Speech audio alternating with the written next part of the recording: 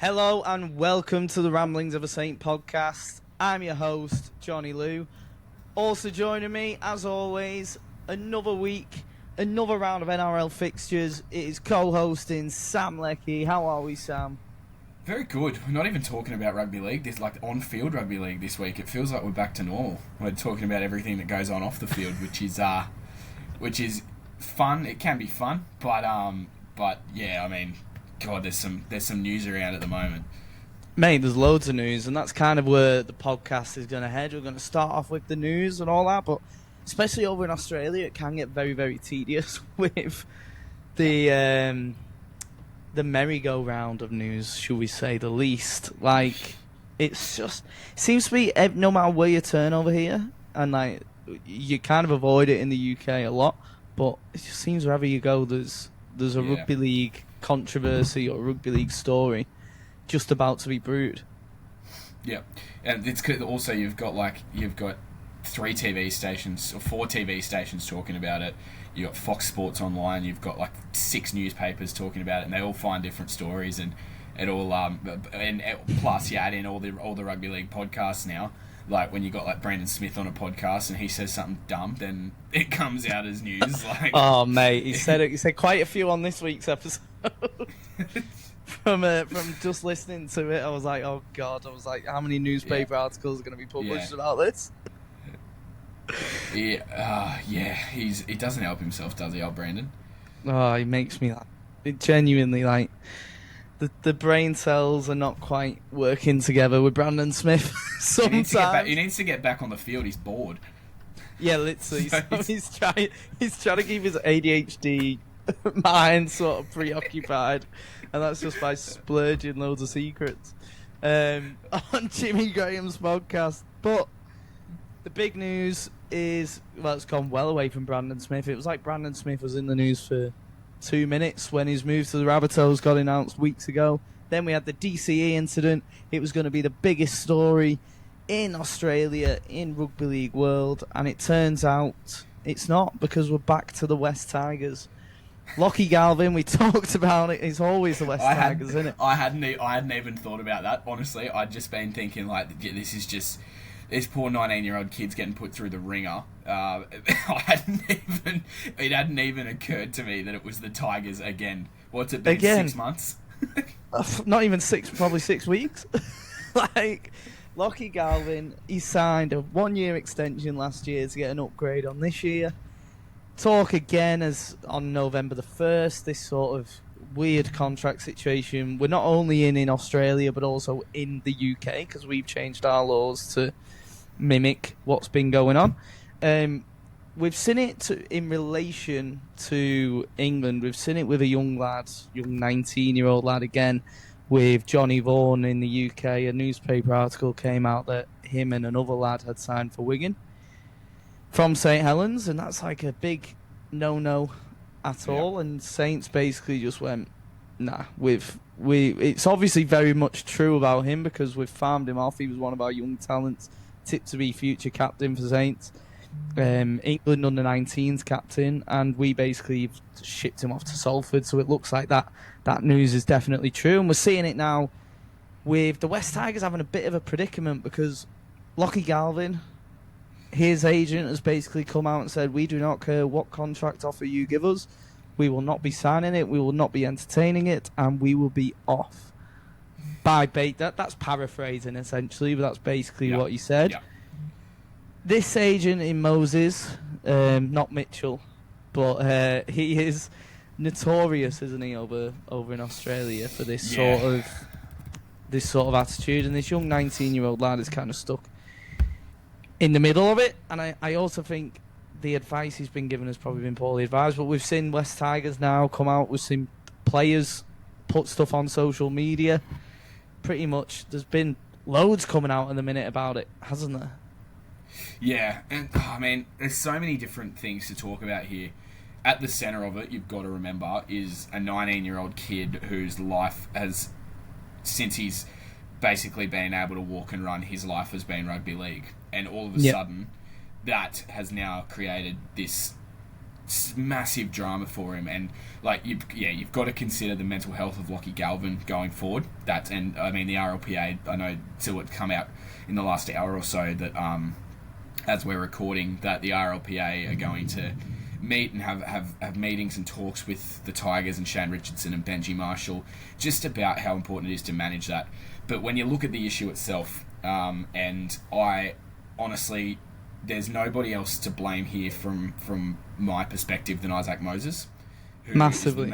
Who is the manager of Lockie Galvin, manages. I mean, there's so many things you can say about dozens Isaac of Moses. players.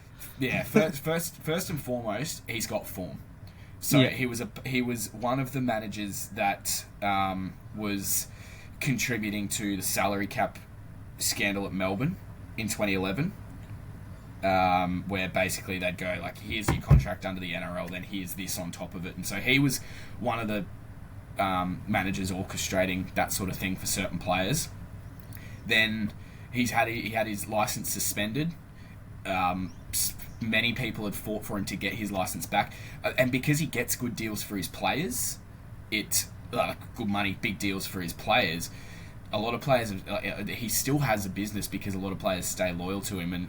But now it's sort of getting to the point where, I mean, the Roosters don't deal with him anymore because the rug was pulled out from under them with the Joseph Swaliti situation. So Nick Politis just will not negotiate with Isaac Moses, and you just got. He was there. He was the manager of James Tedesco when James Tedesco got signed with the Raiders, and then he goes out and finds a better deal for James Tedesco at the Roosters, and backflips on the Raiders, all of the furor around that with James Tedesco. So he's got form, Isaac Moses, and he and Lachlan Galvin. The Tigers always said they weren't going to play silly buggers with Moses. They weren't going to play his game. They were always going to just offer the deal, the 5-year deal that was on the table for Lachlan Galvin, the long-term deal where he was going to get the big money. That was all they were going to offer. They didn't even get a chance to offer that because Moses walked into the office of Shane Richardson and basically said, right, he's not accepting the deal. He's not going to be at the club beyond 2026. I don't see him at the club beyond this year. I don't see him at the club. I don't see him at the club for the rest of this year, to be honest. But we can talk about where he might land later, because Jesus. But there's the advice that Lockie has been given has clearly been poor, and he's 19, so he's naive, and your manager's got. They're easy to manipulate. And they're easy to get good money have on. Your best interests at heart, and Moses has not handled this well at all. And Lockie said that, I mean, the quotes that have come out about Lockie not having faith in the coaching of Benji Marshall, I can see why there are so many Tigers players in particular that have gone up in arms about that, because Benji's done nothing but back his players, and you got to remember he's only a 18 months into his 3/4 of a year old coach, basically. Like, a year and a bit old coach after the whole Tim Sheens thing from a couple of years ago.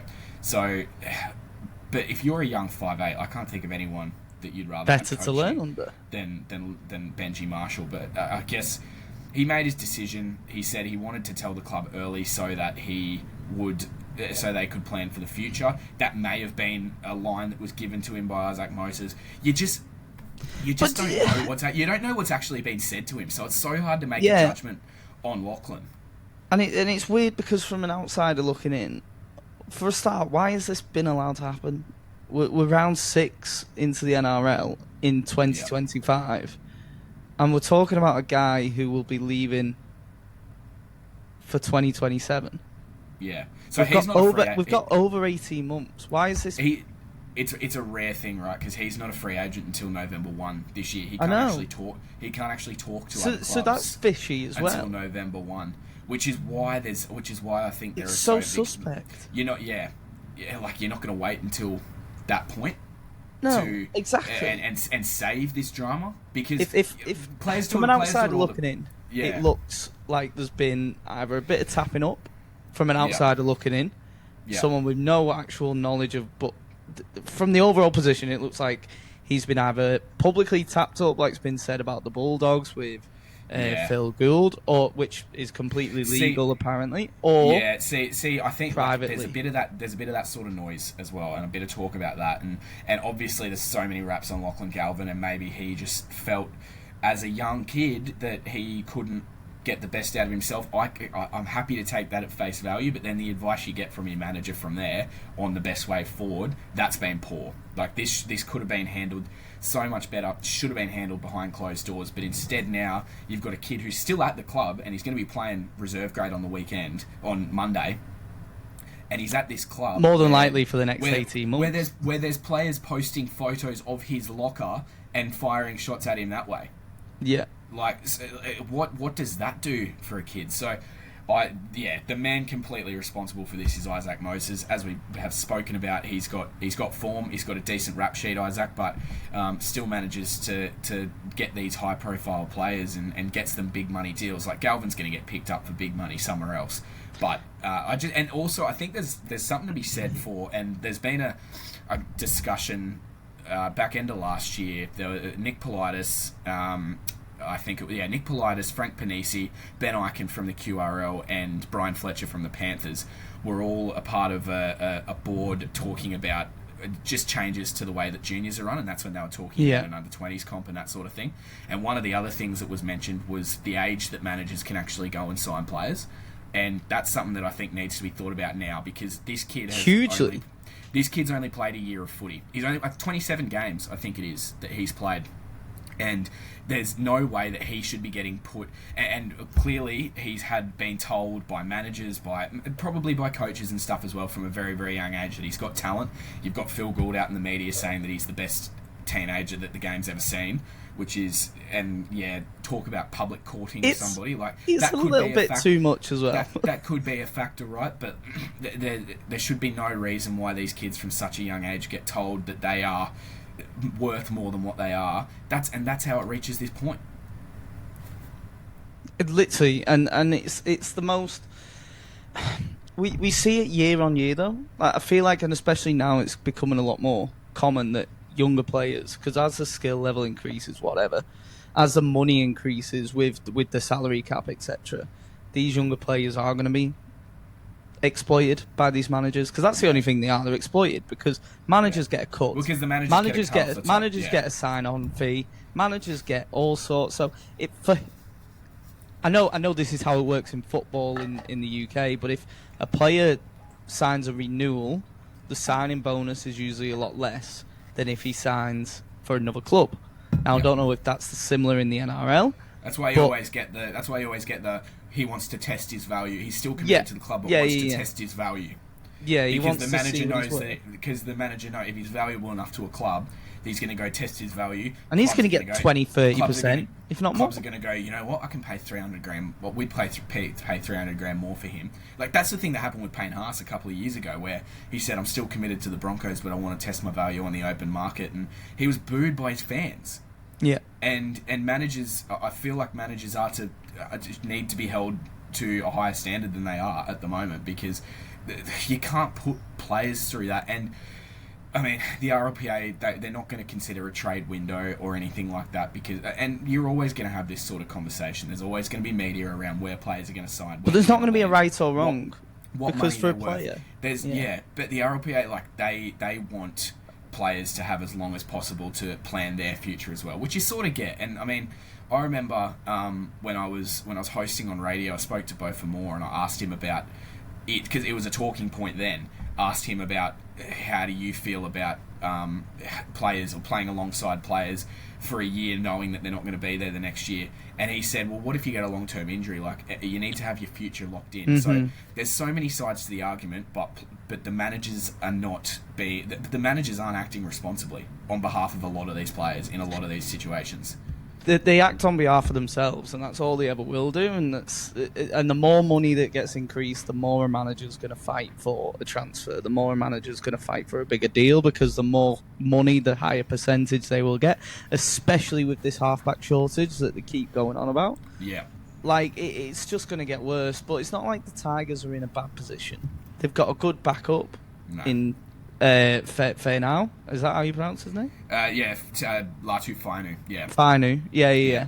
So they've got a good 6 there, and I do love the rumour mill over here. It was like as soon as Galvin was like, "Oh, I'm leaving," it was like, "Oh, it's because Luai prefers Finu." Like, come on, that's got to be rubbish, though, hasn't it? Like, surely that's just sort of people just going, "Oh, yeah. It's all Jerome. Like, Jerome's come in, blah blah blah. Oh, Galvin doesn't want to play the understudy to Luai." They've got to be a load of rubbish. Like, you as a 19-year-old lad, you can't see yourself as a better player than Jerome Luai, who's won 4 premierships on the bounce, played in 5 grand finals. Without knowing Lachlan, it feels like he's been fed a lot of narrative about this. A lot of bullshit. Yeah. And, I mean, I reckon the best thing long-term for both the Tigers and Lachlan himself is they just need to cut ties now. I agree. As long as they can, I mean, whatever club he goes to, the Tigers obviously need to get their compensation, whether it be whether it be financial compensation or a player like that club chips into or pay that extra bit of his salary cap, or whether it's a trade. But like, he can't stay at the club where players are firing shots online at him. And also for the Tigers, right? They're building a really. They need to look forward. Team. They're building a really, really good team, which they wanted Lachlan to be a part of. Now that they know he's not, I mean, I think you got to bite the bullet and look after Lachlan's mental health and also look after the future of the club, and just let him go. And massively. Wherever he ends up, he's going to be a great footy player. He's going to be awesome, Lachlan Galvin. But yeah, this is going to be something that he's going to look back on and not too fondly. But it happens. It happens all the time. That's why it needs to get looked at. Like, you've got the Cherry Evans backflip on the Titans, the Tedesco thing that I mentioned before, the David Fafita, the Fafita backflip. Like, it happens a lot, and it needs to be looked at because you can't be putting kids through this. No, and it's just like these are, like you said, young minds. The brains aren't even fully developed at 19. Like, the bodies aren't fully developed. Doesn't matter how big they are. At 24, like, I'm 5 years on from him, and I'm still. Mate, I'm 28. I'm still making these stupid decisions. We're talking about these lads. Like, by that I mean the press are just talking like they just don't have. They don't have a care in the world about the person in the middle. Yeah. And right now, it's like you said, you just got to cut ties. And like we're seeing it in Super League, like I said, with St. Helens, where they just went, look, it's not publicly known, like in Australia, like pretty much his agent hasn't come out, the club hasn't come out about it, unlike in the West Tigers situation. But it's fairly obvious, because why would you move a player on that's quite a good backup, etc. But this guy's a starter. This guy makes the West Tigers better. So that's an even bigger predicament. What do you do with him then? Because if you play him for 18 months, you're not building forward, but you're getting them wins in now. Yeah. But it's like that. They're a better side with Lockie Galvin in, but like this. There's no point. Now you give Finu the 6, and you go, well, this is our halves pairing going forward. It's Finu Lua. Yeah, and it sounds so simple, but it's not. And then you look at it's not going to be. What team does he go to? I mean, you'd have the 2 expansion sides coming in, because by the time it ends, you'll be having the Perth induction soon. I don't think it's going to be an expansion team. I was looking at it today, right? And this is it's going to more than likely be either Manly or Para, maybe. This is Dylan Brown. This is the cynic in me. So, Manly and Para are the 2 clear candidates, because obviously they've just had big money halves leave, so they've got an opening there. But you can't have Luke Brooks and Lachlan Galvin together. No, and I don't think you can have Moses and Lachlan Galvin together. Not with Moses on the money he's on. So, true. So you've got, like, that's just going to shoot Parramatta in the foot. But I mean, and this is another issue that's been brought up about Isaac Moses, is that he's been accused of trying to shop players that he manages to teams where he manages the coach.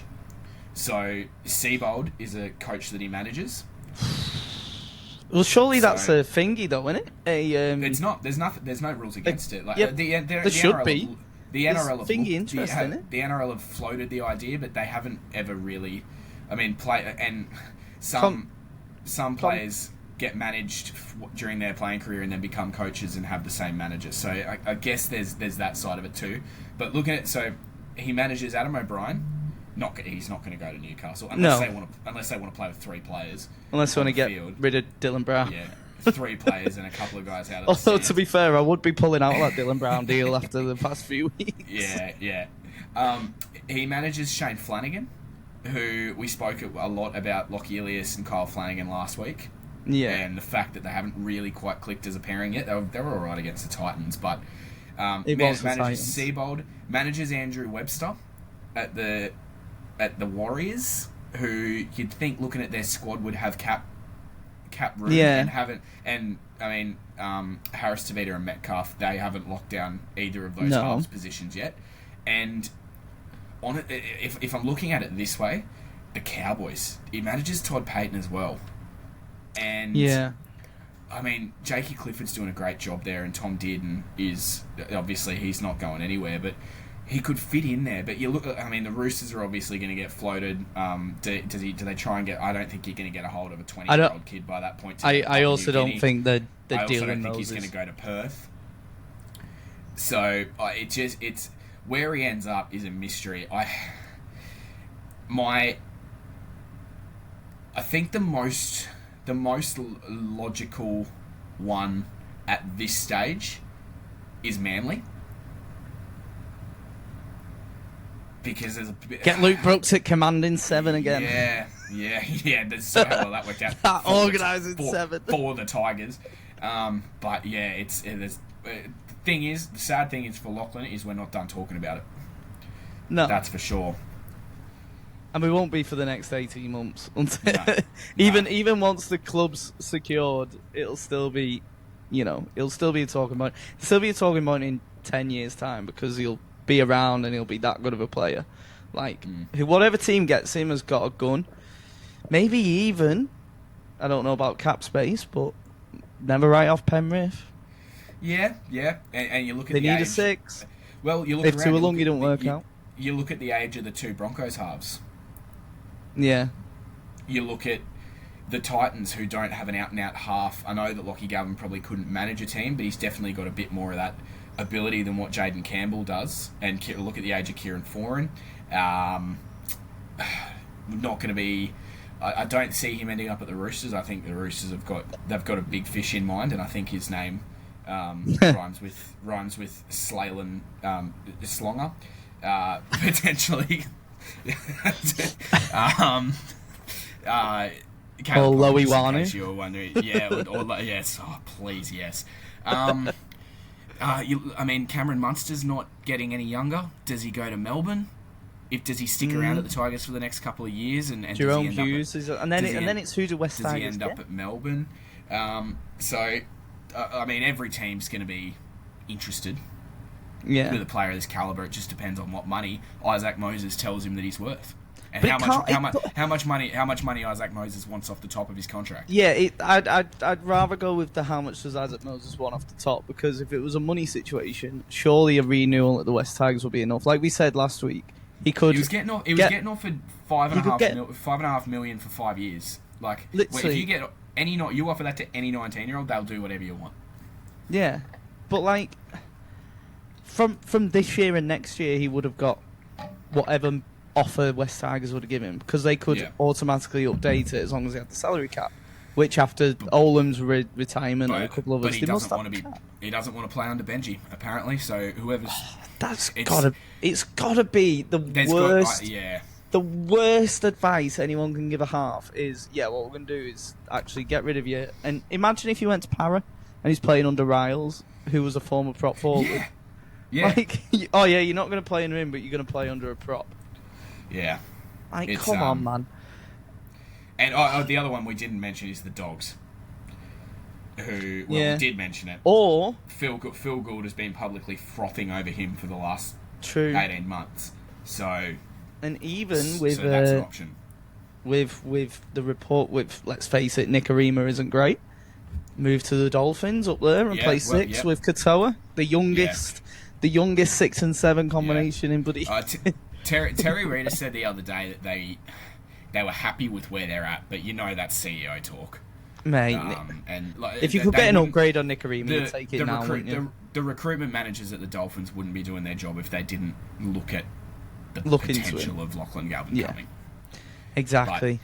But yeah, well, I'm sure we'll be talking about this next week and probably for the rest of the year. Probably. Well, that's been 20 minutes on it, so let's not take any more time. I'm sure we'll revisit it at one point. And also the other big news is Spencer Leniu and more social media, really.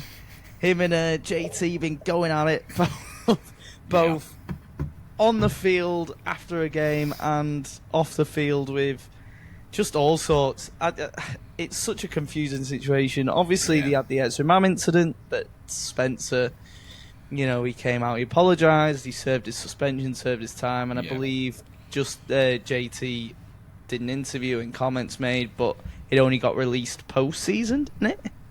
So what what we have been told publicly about it is that Leniu, obviously, when he got suspended for the racism against Ezra Mam in Vegas at the start of last year, he got 8 weeks, and Jonathan Thurston came out and said the NRL had missed an opportunity to make a real statement, make it a 12-week suspension.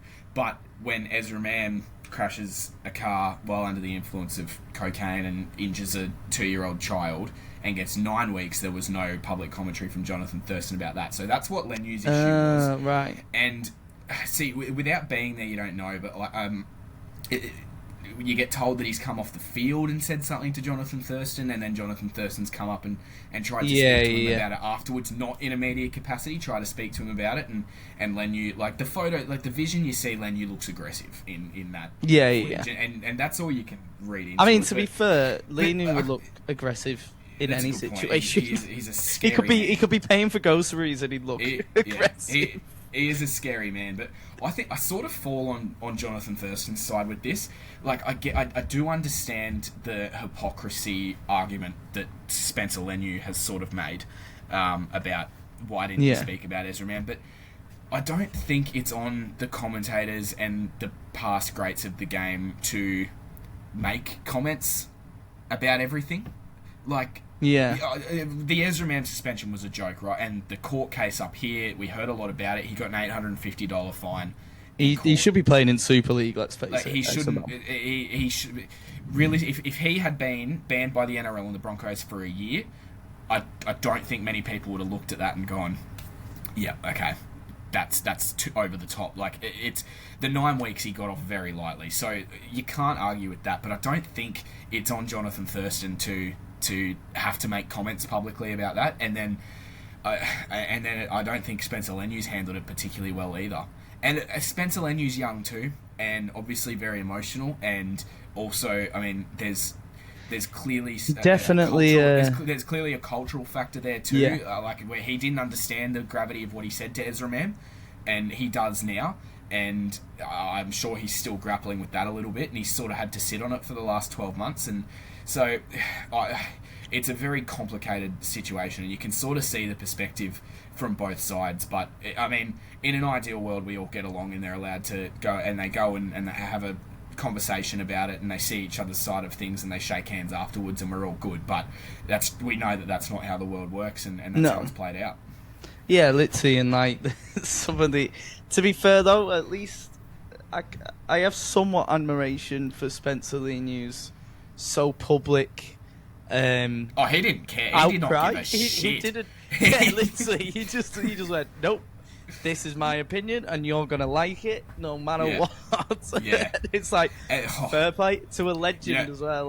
Don't hold back, go for it. You know what makes it even more awkward is, and I'm sure you've seen this, is Spencer's post on Instagram saying, "Don't judge if you haven't walked in my shoes," something along those lines. Payne Haas goes and likes it. Ezra Mam's teammate goes and likes it. So it's I'm sure just that's an awkward conversation. Obviously, the New South Wales teammates as well. So let's face it, we've all been scrolling on Instagram and seen something. We're in a deep scroll and our minds are blank, and we've liked something that we shouldn't have. Exactly. All of us have done that. Let's see, and that's what I love about NRL media. It's like when a football player will follow another football player's from another club, and they're like, "Oh my God, he's joining Man City, or he's joining Man United, or whatever." It's like that over here. It's like scouring through Nathan Cleary and Mary Fowler's Instagrams. Galvin liked to comment saying like, "Oh, come to Para," because he was a Para junior, wasn't he, Galvin as well? Yeah, and he liked to comment. He liked to comment like earlier this year about a Para fan saying, "Yeah, come back to Para or whatever," and he liked it. And then it was like suddenly, oh my God, Lucky Galvin's going to Para. And it's like everything just gets drawn out. I love it. I love it to death. And like that's one thing that I find hilarious about the media is like, I know it may sound like really weak journalism, but he did like this post. Yeah. He did like it. Well, it's weak journalism because it is cryptic. What are we going to do? A New South Wales teammate liked another New South Wales teammate's post. Yeah. Not realising it was against his own club's teammate. It's just, that's the weird world we live in with Origin and everything else.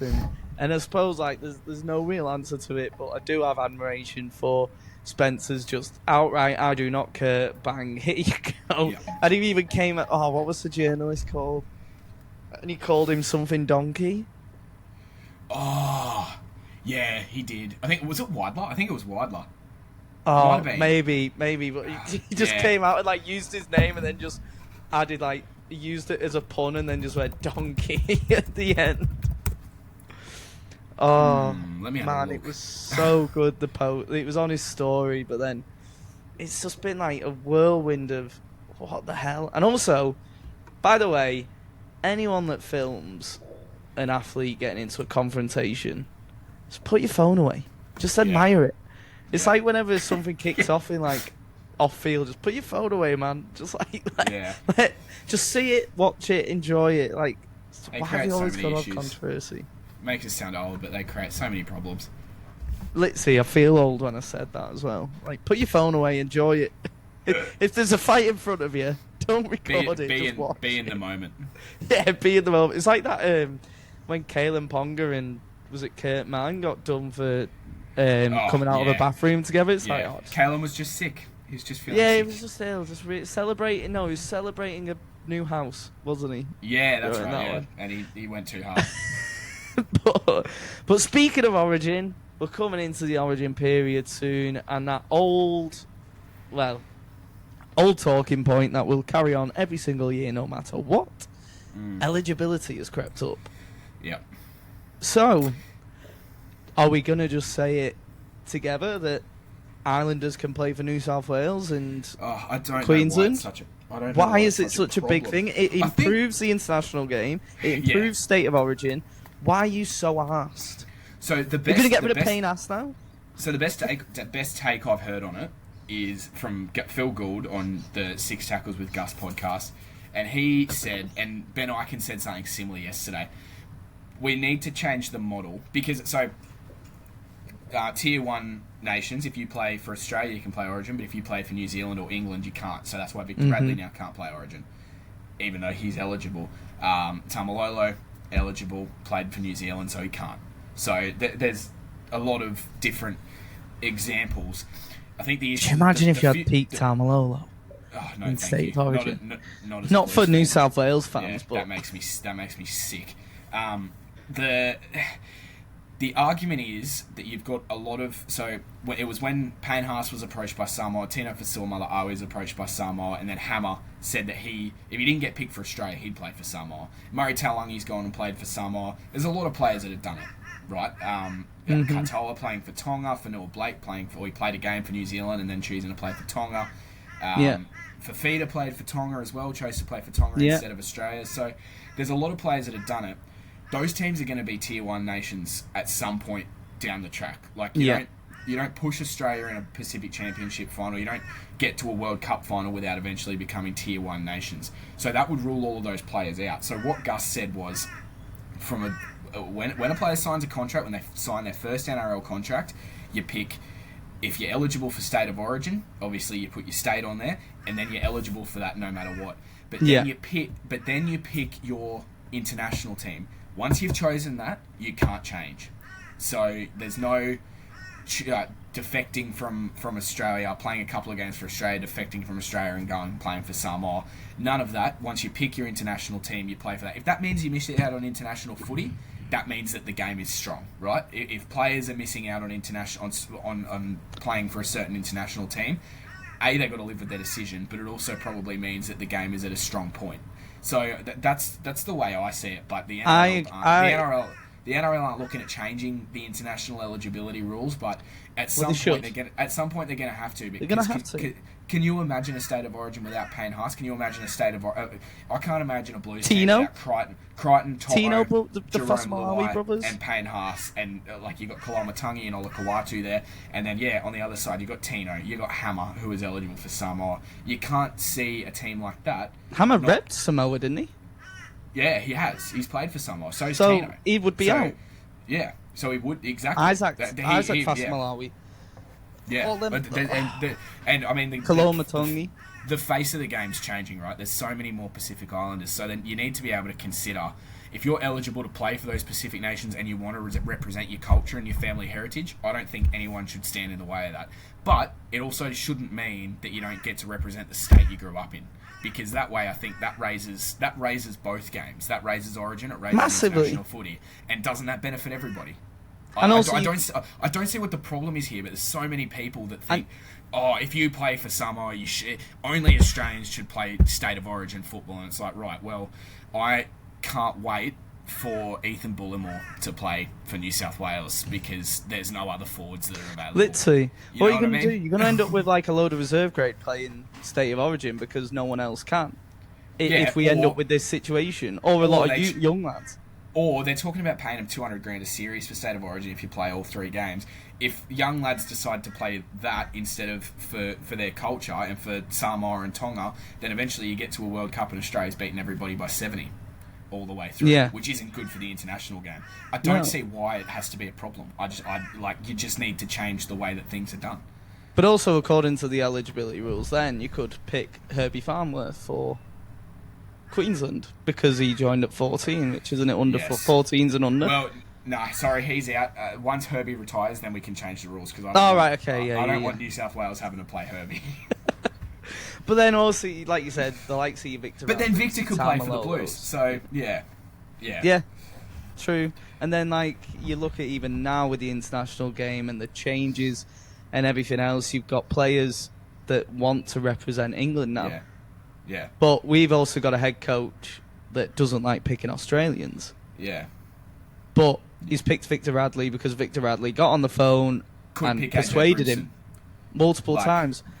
And now we've got the Morris brothers. AJ Brimson. The Morris brothers. In the past, they were eligible. And they wanted to at one point play for us. Yeah. And it was a case of no. But then we went through a stage with Wayne Bennett where we had too many. Where we had Blake Austin playing on the wing and stuff like that, instead of Regan Grace that was there. So stuff like that is a little bit off. And why shouldn't Tedesco be able to play for Italy, and why shouldn't Moses be able to play for Lebanon before they're Australian players? Well, this is it, and this is where that eligibility, the thing where you said New South Wales, Queensland, and then another nation, and you've got to stick with it. Yeah, I agree with it to a certain extent, but then tier 3 nations.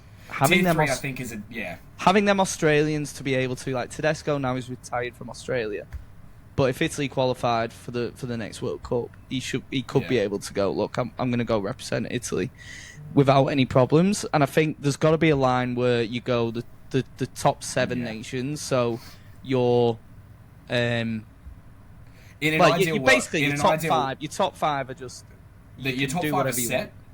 It's anyone else you can chop and change. Yeah. Because imagine if Nathan Cleary's 38 and then decides to play for Ukraine. Well, I think it was Thailand that were going after Jet Cleary. No, Ukraine. Ukraine were going after Jet Cleary. Yeah, because the Ukrainian. Yeah. Because the mother's side is Ukrainian, I think, or something like that. And then you look at the likes of the Fast Malawis. Imagine they're 36 and they represent Denmark. Jaden Campbell can represent Denmark. Yeah. That would just be so cool to have a European Championship of a load of old NRL stars. Yeah. Just going over and just repping them, James Tedesco for talk about wanting to grow the game internationally. Do that. I tell you, imagine they can represent Denmark, for God's sake. Stick them in and see where they go. Norway, I think. We should run the game. Yeah, Jake literally. Averillo could play for Give Portugal. us the International Rugby League. Give us the NRL funding of the International Rugby League, and we will sort it out. We'll have an OAP's European Championship. Once you hit 33, you can't represent any other day. And we're going to put it on at the same time as the Euros. Yeah. Once you hit 33, you can't represent any of the top nations. Any of the top nations, you've got to go for a separate one. So, like, all the English will be going to Ireland and in Scotland and Wales, and then you'll have all the Aussies going representing like Spain, Portugal. And it'll just be at class. the same time. Then, like, the England aren't going to win the Euros, so eventually people will start going to International Rugby League instead of international football, and see where we land. I think that's OA Europeans. Bit ambitious. OA Europeans are going to call it. And it's just going to be anyone over the age of 33 has to represent a European nation that they can heritage-wise. Yeah. That would be class. Honestly, what a competition. That would be awesome. The nostalgia. Mate, but the amount of, like, immigration Australia's had. You could have, like, even in the lower leagues, like, you know, there's bound to be a lot of heritage players there that'll be playing for 100%. So what. That 100%. Who can play for on Instagram is such a good account to follow, because they'll just put out a random, like, list of players, and you're like, they can represent them. Like, there's a lad in the UK. Is it Joe Shorrocks or his brother Jake, and he can represent China, and it's like, imagine that, and then you've got like Brian Toho can represent China. Yeah. Or the Philippines, awesome. And stuff like that, and like you'd have so many good nations. Like we'll have an OA European comp, and a OA Asian comp. Yeah, just turn it in. Turn it in. Once you hit 32, 33, you can't represent a tier 1 nation, and off you go. But now we've got the news out that we've solved the international game. I can't believe we've solved it. We've solved everything today. What? Literally, we've made so much progress. But there is a round of Rugby League to go, and we are in week 7, round 7 of 27, and we're kicking off tomorrow night. The Manly Sea Eagles, with no Lockie Galvin yet, versus the St George Illawarra Dragons. Another team who could potentially have Locke and Galvin. In case you haven't noticed the theme, I'm going to be doing this with every club going forward. But we got Sea Eagles versus Dragons. The Sea Eagles last week got pumped by the Cronulla Sharks, 24-18. Good game that, actually. Yeah. And then the Dragons came away with a victory versus the Tino-less Titans. Tino-less Titans, yes. So, how do we reckon that'll go? Because anyone could beat the Titans, let's face it. That's a very good point. I saw a very good ad for this game on 9 when I was watching the news last night, and it was like, Manly are ice cold, the Dragons are breathing fire. I'm like, shit, you've played this game up really well, because I'm not overly excited to watch it. I'll be honest. Why didn't they do like a Game of Thrones style, like ice and fire? I didn't see any seagulls in Game of Thrones, to be honest. I don't think they'd quite. Maybe a Lord of the Rings match. I don't think they'd quite made it by that point. Remember that old movie? What was that old movie where there was like eagles that were in a military base? Do you remember that? Am I imagining things? I have no idea what you're talking about. I'm gonna have to go find it later. Yeah, Manly would. I think I put the mocker on them last week. They were very low energy against the Sharks, and then on the Dragons, they looked like their attack had sort of started to click, as we said, against the Titans, to be fair. But they had. I mean, Val Holmes had his best game of the year. Dylan Egan on the edge looks like a real find, and I like the fact that they can start with him and he can just bring energy and physicality early, and then that you can bring Luciano Leilua on, and that unlocks Val Holmes a little bit on the left edge. So I like that tactic, and I mean, Manly, again, they're just so hot and ice cold, pardon me, according to the promo. But I think both sides have got really good attacking footy in them. It's going to sound so cliche, but whoever wins the middle of the field, like it's two big packs, two big teams, whoever wins the middle of the field is going to win this game, just because neither team, honestly, on the back foot, neither team can defend. So that's you've just called 99.9% of every rugby league game that's ever existed. But if you win the middle, neither, you win the game. Neither team can defend on the back foot. I reckon Manly win it. I think Manly have the bigger pack on paper. Yeah, they've got the bigger pack, and obviously, and they've got Benjamin Button there as well, who's still at Manly. Still at Manly for now. The Dragons with no Daly Cherry Evans on their team. So I think Manly will just have once that big pack gets rolling. I think they'll have too many points in them for the Dragons. But once Thursday night, the sooner Thursday night's over, the better. Yeah, definitely. It's not going to be the greatest of spectacles, but we do move on to Good Friday, my only day off of the Easter weekend. So excited with the Canterbury Bulldogs versus number 14 for the Rabbitohs, the Lewis Dodd Bunnies. He's named finally. Neither team with Lachlan Galvin.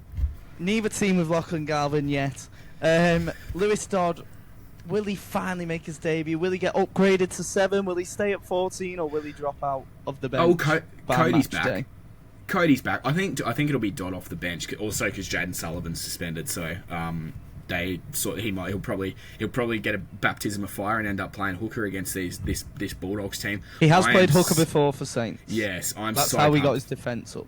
I'm so pumped for this game because they're talking about 70,000 at a core stadium on a Friday afternoon. You've got the Dogs who get Matty Burton back. Is there still tickets left? Who get Tupanua back? There will be because a core stadium's huge. I might go, you know. know. But just the atmosphere there and Dogs fans, man. But you got Burton's back. Tupanua's back. Kickout's named on the extended bench, so Bulldogs are almost full strength. You get Cody Walker back. Another game, I reckon will unlock Latrell Mitchell in the halves and could really create for him. Campbell Graham back for South as well. So you've got two teams that are playing good footy, getting pretty close to full strength. So I'm excited for this one. I think the Dogs win it. Mainly because, I do think Cody Walker will unlock Latrell Mitchell a little bit more. He needs to run the ball more than what he did against the Cowboys because he didn't really offer that threat that we know he can. He had some really good touches, but didn't break the game open like we know he can. And I think Burton coming back for the Dogs, we spoke about it after their first game of the season, where he would just kick and pin Keanu Kinney and Alofiana Khan Pereira in a corner and just drag them. And the Dogs' defence from there, their line speed, their scramble defence, it's better than anybody in the comp at the moment. And I think with Burton's kicking game back, he's going to put Jai Gray under a lot of pressure. Campbell Graham coming back in after having another layoff from injury, going to be put under a lot of pressure. Isaiah Tass, not on the other wing, not a natural winger, going to get put under a lot of pressure under the high ball. So I think the Bulldogs win for that reason, but I think it's going to be a good game. It's going to be a great game of footy and a great atmosphere. Bulldogs did have a bye last week though, so they will be extra fresh as well, which is another thing. Sometimes the bye work in favour, sometimes they don't. Sometimes that break up in form. I've just made myself laugh.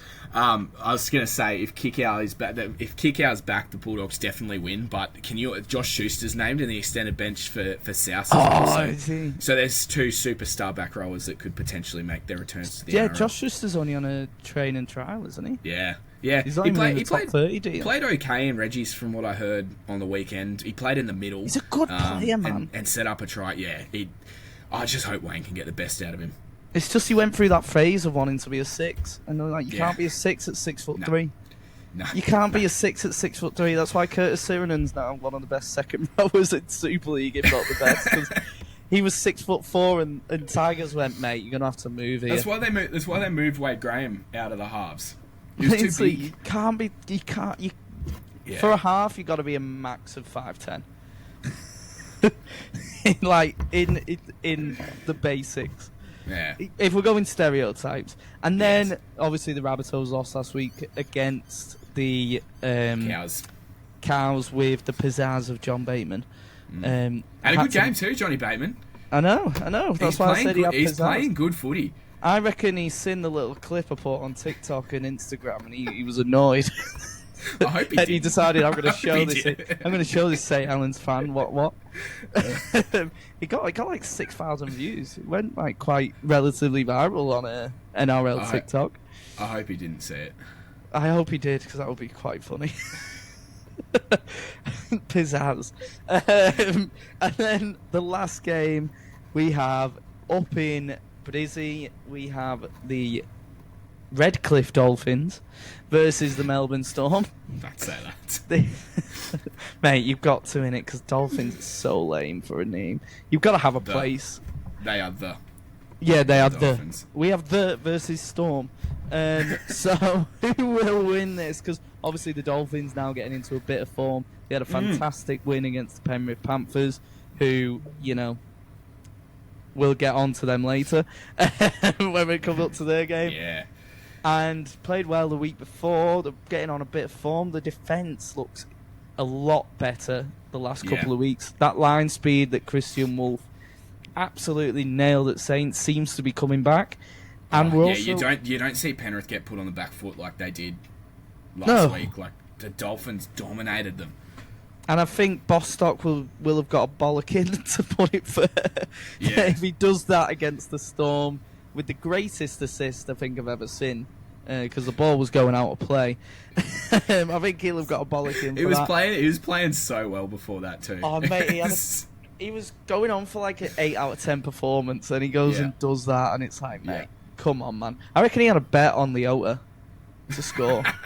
Leota's always about 16-1 to score, so I reckon his mate had about $100 on him, and he went, right, go halves on that, pal. Your shot, mate.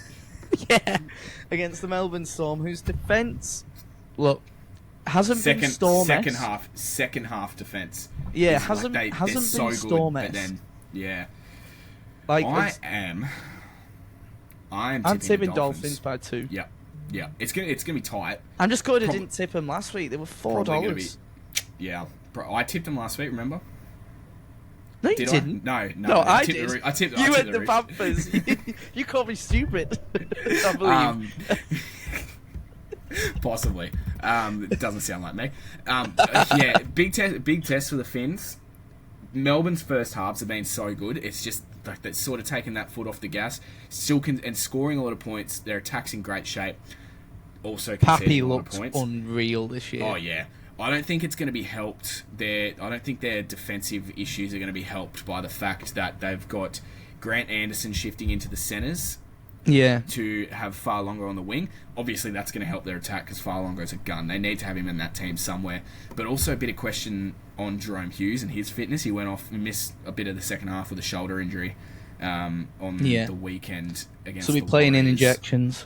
So, and I mean, that's Herbie Farnworth's side where they're going to be defending, and Herbie is, well, speaking before the pod about him, he is in such good form at the moment. They finally unlocked him. Like when they're playing good footy, the Dolphins, they get that good ruck speed, and then they get Herbie Farnworth the ball in situations where he doesn't have to cut back infield and get tackled in the middle. At the start of the year, there was a lot of that, like a lot of turning Herbie Farnworth under, and he was breaking a lot of tackles and making a lot of meters. But then the Dolphins had to sort of reset their attack. But they've unlocked him a bit. Obviously, have unlocked the hammer. Isaiah Katoa is. If halves keep Moses is back this week. Cleary has had his injuries. If halves keep getting injured this year, he's playing Origin form footy at the moment. Yeah, like, he's going to be so good. He kicked Penrith to death, which you Penrith don't. To death, yeah. And so if he brings that, like the Storm are obviously going to compete, and they're not going to make it easy for the Dolphins. But I think at Suncorp as well, I think the Dolphins will have enough to kind of get over that hurdle of beating.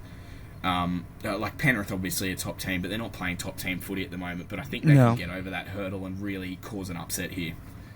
Yeah, I agree, and I reckon it'll be a grinding game because both teams like to grind it out.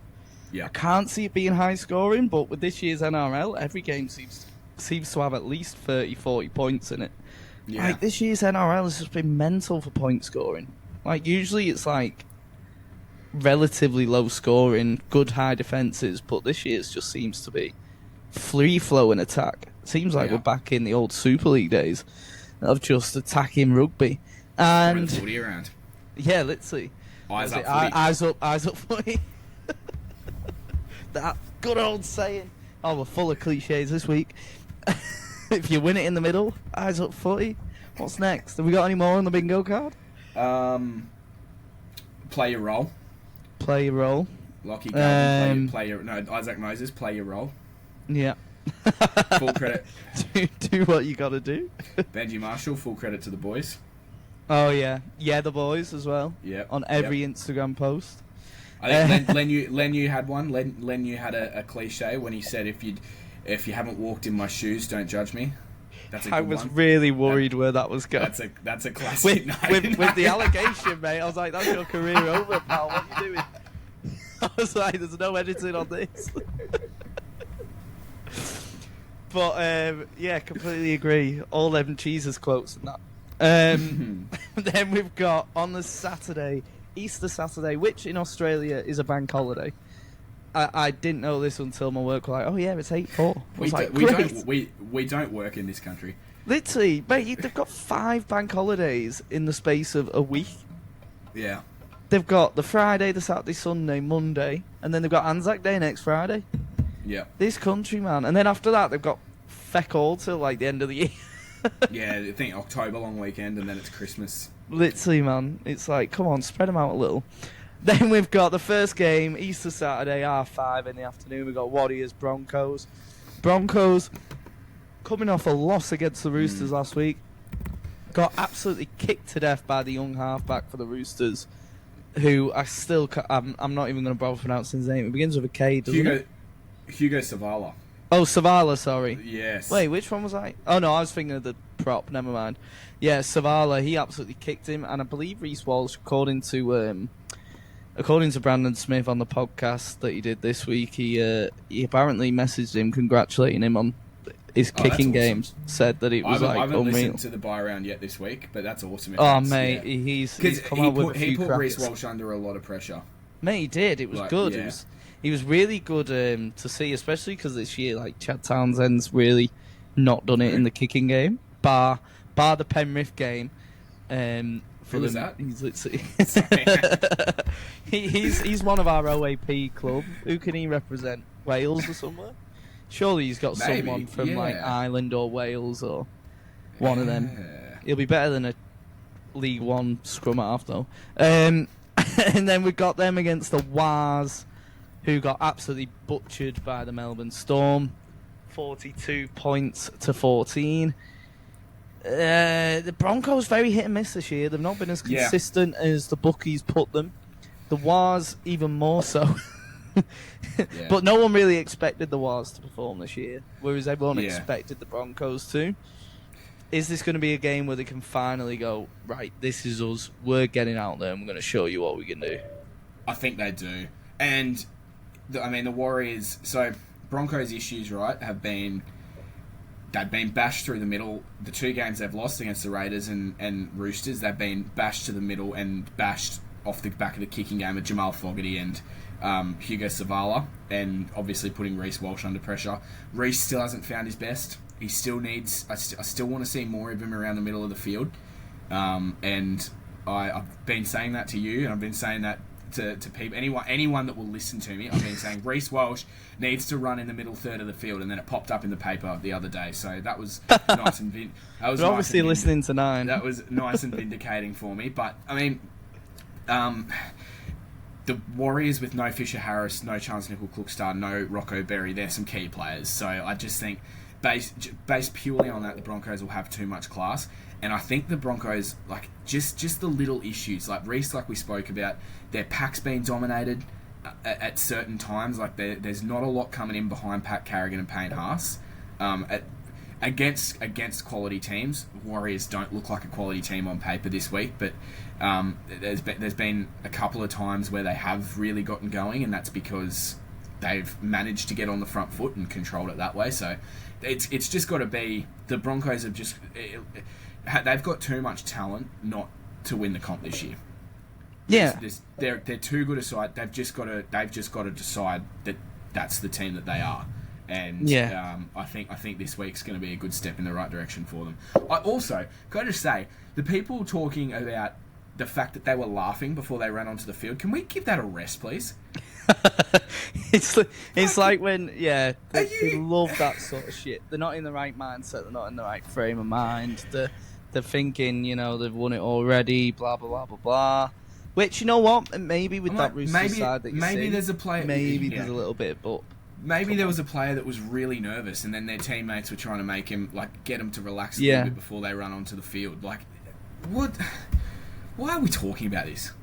Literally, but it always will be a topic, and it's same in the Premier League when you've got players chatting with each other in the tunnel beforehand, and you've got like Roy Keane going, "What are you doing?" Like it always will be a talking point. You don't talk. No you don't talk about it if they win. You don't talk about it if they win. You only talk about it if they lose. We don't talk about the Christian Tuipulotu show me the money celebration when the Dragons win games. Yeah, exactly. And I love that. Yeah, I'd love to see a lot more of it in Super League, actually. Some sort of celebrations and stuff. I believe they're going to do something for Magic Round over here. You know, like you have Try July. We've got Try July. I don't know if they're doing anything for Magic Round. I know that in Magic Round, if you catch a ball that gets kicked into the stand, you get to keep it at Magic Round. I'm pretty sure. Yeah. Maybe that's Origin. It is a Magic Round. But in the UK, they've there's been is it a club chairman? I don't think it's Derek Beaumont. Kim Jong Beaumont, as we have now christened him in Super League Twitter, has called for like. You can't say that. Oh, mate, the AI images that have been mocked up of him are absolutely incredible. It's unreal. He's having a go at his own fan base. He's having a go at his own thing. I'll send you on later. There's loads of him on Twitter. That's ridiculous. There's one with like the Lee Stadium in the background, and like Kim Jong Un is like Kim Jong Beaumont is on a horse. Like, he's just gone overboard because he called out. He was just having arguments with his own fan base that were annoyed Tom Amone joined Hull KR and not win. Oh, it was brilliant. It was absolutely unreal. It's one of the best meltdowns I've seen. But there's been calls from a chairman to get Betfred involved in Magic Round to try and do like a charity thing, get them celebrating. Actually, I know who it was. It was Moran from Warrington, who's currently organising the Ashes series, who's one of the biggest music promoters in the world. And yeah, he was like, we need to get like a promoter on like Try July in there, but do it for the UK to get people on board. But that's another topic altogether. We go on to the Roosters versus Panthers. This game is another repeated game like many others. What the hell is this NRL draw? Yeah, so who played on the weekend? Tigers and Knights? Tigers and played Eels each other twice. play this week. Tigers and Eels play each other this week. They've played each other twice. Broncos and Roosters have played each other twice. Now the Roosters and Panthers have played each other twice. So, can we please get AI to do the draw? Like, how hard is it? Mate, and it's the same in the UK. ChatGPT. It's the same in the UK. Like, after next week, so we play Wigan this week. We play Warrington. We'll play Warrington 3 times already, including the Challenge Cup, twice in the league, and we haven't even played other teams once. Yeah. And we literally we play everyone at least twice, and then loot fixtures. And by like last year, I think Leeds played Warrington the first time in like round 18, and then played them twice after that. And it's like, what are these draws going on in both leagues? Why can't we just do things normal? Just play everyone once and then do your draw and then do your repeat, then do your other fixtures, your spare fixtures at the end. I know they play less games than they have teams, but come on, like surely you can do it that way. Come on, somebody please listen. Bit of common sense. Anyway, Roosters, Panthers hoping to make amends for the Roosters' previous victory that was at the Combank Stadium that I went to, that was absolutely horrific for the train strike, train signals and everything. I won't be going to this one, but what I really can't call it because the Panthers now losing 5 on the bounce. They don't look like they're going to win anytime soon. They're conceding about 32 points a game on average. They look flat. They look really, really flat. And they look awful defensively, though. Yeah, like, that's one thing that Panthers have had well. Yeah, and this is something it's something really technical that I heard Justin Hodder talking about on his podcast with Willie Mason. Is like just they've controlled. They've sort of in an era where they've changed the rules so that you can't do the Melbourne controlling the ruck tactic. The Panthers are doing that now. They're controlling, like they were doing that, but that's sort of fallen off as well. Like, there's just players that are missing assignments through the middle, and they just look flat. Like, Yowie doesn't look like he's 100%. Dylan Edwards obviously has got another game under his belt after coming back from a groin injury, but he doesn't look 100%. They're missing Toto. A couple of the outside backs are having a real mare. Like Isaac Tungo has been dropped this week. Isaac Tongo's defence, man. He's missed a heap of assignments. I think, like, Herbie. It's always been bad, but Herbie Farnworth gave him a bath on last Thursday when they played. So, but I can't call it because the Roosters have had two really good performances where they've played really good attacking footy and they've controlled the middle of the field and they've gotten themselves on the front foot. They've defended like their lives depended on it. But then there's also been games where it's like, shit, are we playing? We're playing rugby league. Oh shit. Okay, yes. We're here. So it just honestly, it depends what team shows up on both sides. And I think with obviously my heart's going to say Roosters, and I hope that there's been a bit of a turnaround for them. And Hugo Savala looks like he's going to be a good player. And obviously there's going to be he's obviously green. There's going to be moments that he doesn't execute, but looks like he's going to be a good halfback until Sam Walker's back. Oh, massively. I just keep thinking going into the Panthers games, like they've got to click. They've got to click eventually. Something's got to change, not click. Yeah. Like that defense, they need to simplify. They just need to like with all these new faces that are there. You just got to simplify it a little bit more. Like what they've done for the last 5 years. Yes, they've done an extraordinary job to bring young players in that can do that. But there's so many new faces in the team at the moment that you just got to and it's especially in the middle. It's a coaching test for Ivan, and it's a test of Nathan's ability to just adjust and just find that formula that's going to work with the team they've got, because they've got too much class to keep this form going. But yeah, you got to it's got to turn at some point. I reckon it will this weekend, but if the Roosters win, I won't be complaining. Yeah, exactly for you. But do you reckon that maybe people have underestimated the loss of the best defensive prop, the best defensive centre the year before, and potentially the best defensive six? Because Jerome Luai, man, he's ripping it at West Tigers defensively. Yeah. I think, and just the ability for Nathan to be able to take a step back at times in games, and Luai could. And also, obviously, when Cleary's out, they had Luai to fill that void, and they haven't. This year, while Cleary's been out. Yeah. Fisher Harris is you're seeing how big a loss he is at the moment. Just like especially in the middle, the leg speed and the physicality and the standards that he set through the middle were so good for them for such a long time, and haven't really seen it at the Warriors yet. Granted, he's carrying that team at the moment, or trying to. So, and has injured his pec and won't be playing this weekend. So, yeah, it was always going to happen. There was always going to be the drop off. They still scare me though. Like if they can get things clicking, they could win it from 8th. They just need to get to the playoffs. Yeah, but when you concede them 32 a game, you're not going to make the playoffs. No, I think it's got to turn around. It has to turn around. It has to. Otherwise, it'll be one of the biggest drop offs since the Parramatta Eels of 2023. Solid 2 years. Getting to a final and then going down to near wooden spoons. Incredible. And speaking of great games coming up, we've got on Sunday the Gold Coast Titans versus the Canberra Raiders. Now my question to you, Sam, how many do the Titans lose by? What did Para lose by last week? They lost by 38 points last week to the Raiders.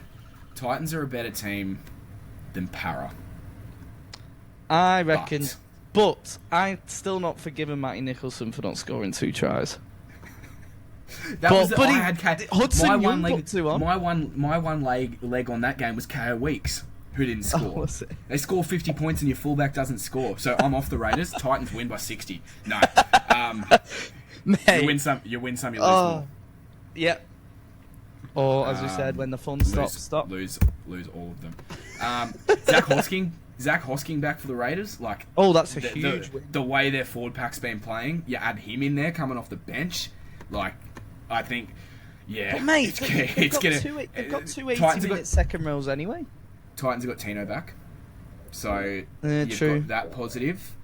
Yeah, but like that's the thing with Canberra. Like you've got Tarpanet, who, if it weren't for Payne Haas, I'd say is best front rower in the game. Corey Horsburgh brings so much energy. Morgan Smithies does so much work. And then you've got two 80-minute back rowers that have just got so much X factor. And then you don't lose anything when your bench comes on, because you've got Josh Papali'i, who was the best front rower in the game 5 years ago and still is churning out good numbers. Now Zach Hosking, Owen Paddy's a good young hooker. Mariota looks like a good player.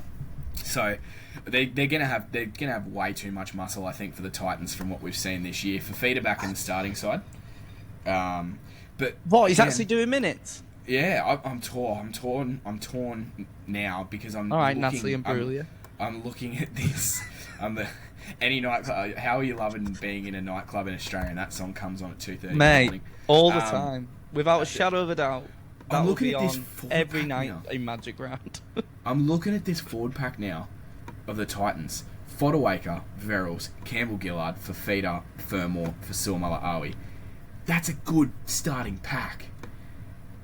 So it's great on paper. They shouldn't be getting rolled like they are, and it's so frustrating because I want the Titans to play well. I think Canberra will put 40 on them. Titans might score a few points, but I think Canberra will have far too much. Just the class of Fogarty behind that forward pack, and then what these young outside backs are doing, like Savage and Weeks and Strange. It's going to be too much for the Titans. Mate, Xavier Savage again. We've already said enough about him, and I reckon he will be playing. He'll play Origin. He'll play game 1. He'll at least make the squad. I'm ready to back him in. And also, what annoyed me about that game last week was during our podcast last week, I said, "Oh, good day for Matty Nicholson to get 2 tries," and you went, "Oh, Hudson Young," and Hudson Young got 2, and Matty Nicholson got 1. So maybe your tips do work. Every now and then. Every now and again. And the second game on a not-so-super Sunday, because there's no longer 3 games on the Sunday, we have the Newcastle Knights versus the Cronulla Sharks. They are the now, if we're talking about hot and cold, the Newcastle Knights are Katy Perry. Like, mainly cold. I don't want to talk about it. Sometimes hot. Are you not liking that reference? No, I'm not. And also, like, her coming back to Earth after being on... Oh, and then kissing the floor like, mate, you've been up there 12 minutes. I've discovered I just feel so spiritual. After being... Just go indoor parachuting. Yeah. Same thing. Or a firework. Will there be fireworks at this game? No. I mean, a couple of names back. Gamble at 7, so that's the third halves pairing in 7 Tyson games, 7 weeks. Is my dad's favourite player. I like he him hates a lot, him. to be fair. He's got a face he'd love to smack. He's got so much mongrel, and I love it. I think so. And it's so true as well. He does have a face you want to smack. Yeah. Yeah. Poor guy. There's a bit of player doubt when he's on form, though. Oh yeah, bit of doubt over Adam Fanua-Blake. Does that change things? I don't think so. Not for the way the Knights have been playing. Like their attack, and that's why they've changed the halves. Gamble coming in at 7 means it's the third pairing in the first 7 weeks of the year, and they've had a bye, so 6 games for the Knights. And yes, they've had the injury to Jack Cogger, but like Adam O'Brien just chops and changes at the halves. Like he'll, by the end of his coaching career, he'll have the most, I reckon, halves pairings ever. Like more. Yeah, than, Jackson Hastings still rotting in reserves. Remember that year with the Broncos where he would just change halves pairings every week. Where I think Seabold would just change halves pairings every week. But Knights just can't score points. They can't get Ponga into good positions, and it's putting far too much pressure on him at the minute. The way what they need? Dylan the Brown. Sharks, yeah. And the Sharks. Sorry, I just not ready to talk about Dylan Brown yet. That's next year's problem. That's next game's problem. Next game's problem. He's got his mate back though, which is good. So yeah, like Sharks sort of starting to build. They had some really good moments. Braden Trindle, like Nico Hines, tricky Trindle. Braden Trindle is so good, so good. and just to have that option there, and like while Nico. He's not in a great run of form at the moment, but while he's trying to find that type of form, if you can have someone there like Braden Trindle that can steer that team around, their back five do so much work that will roll through, and then they can attack off the back of it. So I think the Sharks will be, it'll be a tough ask for the Knights to beat Cronulla, who you'd think sort of starting to click. Like they're a great team, they're a great footy team. They just haven't found their rhythm yet this year, and honestly. The way the Knights have been playing could very well be this weekend that they do click. Literally, and the Sharks forward pack, we don't have to mention it any more than we already have done over the past few weeks. Should be doing better than it currently is. Should be absolutely decimating teams, but it just doesn't seem to be. And like you said, Trindle, he's a player that's just like, he's gone so under the radar over the last couple of years. Like, he's just come from, like, nowhere to just being, like, reserve grader, odd game. And then last year... He's still reserve grade, quality, but a few more games. Last year had his off-field issues as well, but since then, like... And now it's just... Even coming back the end of last year, it's gone... His career's just gone through the roof. So you've got to be happy for him, and he's, just one of those players that, like, young players... They still have so much developing to do, so you just got to be patient with them, mate. And it's funny though, because in the NRL they've got the time to wait for that development, like. But they don't, because pressure mounts from the outside and they crumble. It does, but like also you see players like some players only make the debut at like 25, 26, 27, because they've got them development, but they've got that competition underneath them that is so close to the level of. Yeah. Like, it's not too far away. Like, players can come in and slot in the NRL and do a job, you know what I mean? Yeah. Whereas in Super League, the drop-off between that and the Championship is quite severe. So when you've got players that don't quite make it and they get fired off at 20... They fall through and cracks. They go to the Championship, they pretty much stay in the Championship majority of their career. And there's a couple of players that don't. But if they're in the Championship, they don't then get to train with the top team either, do they? Or full-time, no. Yeah. So what they'll do is they'll just offload them, and then they'll just go drop down, do a full-time job and play part-time. Yeah. And that tends to be what they tend to do once they get it. There's a few players, obviously, that don't. Cracks. Like Joe Batchelor, he did uni and then signed for Saints at 23. A little bit different. But he only made his proper debut for Saints, really, in full bit of form at the age of 25, 26. So, like, there's the odd player like that. T. Ritson hasn't worked out, for example, at Saints. He joined at 27 from the Championship, played Championship all of his career. And, like, you've got players like that don't really develop. But in the NRL, they seem to like, have that, like you said, they train with the first team and then play Queensland Cup. Yeah. Or they're still on the books. Like up here at trial deals and stuff. Up here at the Bronx, like you get a young kid who's not quite ready to play top footy, but like Kobe Black, he's still playing, he's still training week in, week out alongside Ben Hunt and Adam Reynolds. Blake Moser, not quite ready to be a full-time hooker, but he's still training week in, week out alongside Ben Hunt. He's injured at the moment, Blake Moser, but like you know what I mean. And then they can go back and play and get that match practice and match fitness, but he's still learning off NRL standard players. Yeah, because there's the money to do that. And that's like Cody Walker, another late bloomer who he's 36 now. Yeah, but he only debuted just reached his peak physically, had the skills obviously and the footy brain, and it's the same thing we're seeing with Braden Trindle at the moment. Yeah, so like and that's one thing, because they've got the money to do that.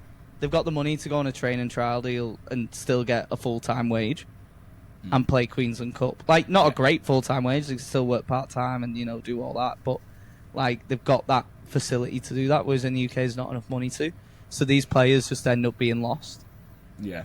Go and play in the Championship. Players with, like, really good potential as youngsters, so, like, that's one thing I do like about the NRL is the Chandler Fuller from the Dolphins, perfect example. Yep. He's some player. He's some player, man. It's a shame he's injured now at the minute. There is so many across the game. That Fuller, man, I'd love to see him in Super League. And there's a lot that get a chance, like get a taste of NRL footy, and then maybe have to go back and ply their trade for a little bit longer. Or they go to Super League. There's players like Josh Schuster, who we spoke about before. You hope that he can be one of those guys that had that taste. You see the potential, then has to go back and fight his way back up. And Terrell May is another one who was always so talented, but just didn't quite have the work, so he got left behind a little bit, but then finds that... not everyone's the same. Not everyone's going to come into an NRL system at 18 and be as talented as Lachlan Galvin. Or David Fafitas or whatever else. And develop that's the beauty at different of it. rates, and that's the great thing about footy, and it's why seeing people like Braden Trindle play so well is such a good story. Yeah, the slow development is always so good. I'm going to put him down for 2 tries now, since we've spoken about him for so long. Tricky Trindle. And then finally, the last game, the most talked about game, the one everyone's been waiting for, that everyone cannot wait to watch on an Easter Monday. They literally have yet again. Yeah, I know you're making that as a joke, but yes, I know. With everything going on with the Tigers this week, they actually been waiting to watch this game. So it's the Lachlan Galvin derby with West Tigers versus the Parramatta Eels, because it could be at the Parramatta Eels next week for all we know. I would have loved to see Galvin v Dylan Brown. Yes, that would have been good. Where is Benji's sense where's of the money? occasion? Where is the sense? Where's of the money? Where's the money worth? You know what I mean? Yeah. To be fair, he outplayed him in the first game, so yeah. This is another repeat, another second game syndrome. The West Tigers came up against the Eels, didn't they? Did they win? Yeah, sure they won last time. Yeah, they battered them 30-6 or something. Yeah, it was something ridiculous, wasn't it? And the Parramatta Eels, they got a win the other week, but then got right back down to earth against the Raiders. I can't see anything other than a Tigers win the way the Tigers have been playing, which sounds so weird over the last couple of years. I guess the only factor is, Mitch Moses is back for Parramatta, big in. Is always going to be big in. Jack Williams is back for Para as well, so they've got a few reinforcements coming back, and it's just the test of this is the biggest test of Benji Marshall's coaching career so far, is how mentally he gets his players ready to go for this game, because obviously there's the club is on the back page, has been on the back page of every paper this week. Because of what's happened with the Lachlan Galvin situation. So is that a distraction away from the field, and does that affect the way that they play? You hope not. And you'd hope that some of these players see this as an opportunity to go, you know what, we're building something here, so we're gonna go out and put on a good performance on. So in terms of actual tactics in this one, Tigers attack looks good. Looks really good. Jareem Buller is playing awesome footy. I think the Luai is starting to gel with the players playing alongside him, and then some of the numbers from their forward pack as well. Alex Seyfarth at the moment. Yeah. He some of the defensive plays that he pulled off against Newcastle. I think there was one on. I think it was on Bradman Best. A really good cover tackle on Bradman Best when he looked like he was about to get into space. Players like that, they obviously see that something's building for the Tigers, and if they can, all things being equal, and they can forget what's going on off the field, they beat Parramatta quite comfortably, I think. But massively. That's the only question that I have. Yeah, and we've spoke about Buller so often since he's come into the side. They've looked completely different in attack, linking up with Luai, and Adam Dewey also in the halves this week. Yes, Fino's got a couple of weeks out injured, but when he's back, I assume he'll go to 6. But Adam Dewey. So that's obviously with the Galvin. Adam Dewey's a good player. He's a really good player, and he'll be a good foil for Jerome Luai. I also like how, because he had offers from the Super League to come over last year, I like how he decided, no, I'm going to take a minimum wage contract and kind of play myself into a bigger contract again, because obviously he's had his injury issues and he was on the big deals while he was having them, was it 2 ACLs on a bounce pretty much? Yeah. I feel like he's so talented. Yeah. Remember what he debuted? He debuted at South, didn't he? Yeah. And came in and did he? Oh my God. Yeah, he would have. He's a good player. He's a good player, this Adam Dewey guy, and then goes to the Tigers and they try him in different positions, played a bit of fullback, played a bit of halfback, and played alongside Luke Brooks a couple of times and just couldn't find any consistency. Then injuries hit. Yeah, he did. Yeah, but he's a good player, and again, another one of those players that like they've been through the ringer. He's had 99 appearances in 7 years. He's 26. Like, if his body stays right, he's got all of the talent in the world, and has awesome utility value. Like, when Finu's back, he'll go back out to the centres and be a threat out there. So, yeah, I don't mind him in the halves, and I think the Tigers will win, and I think big test for the leadership of Coruscant, Luai, and obviously Benji Marshall as well. Yeah, massively. And I think that pretty much wraps us up. We covered a lot today, obviously with the news it kind of bit going on. Went on a little bit too long, but you know, it's been great. We've had fun, we've had a couple of laughs, and I hope you lot enjoyed it too. So this has been the Ramblings of a Saint podcast on the Walkabout of a Saint with me, Johnny, and of course Sammy, and we'll catch you next time. See you next time. See ya.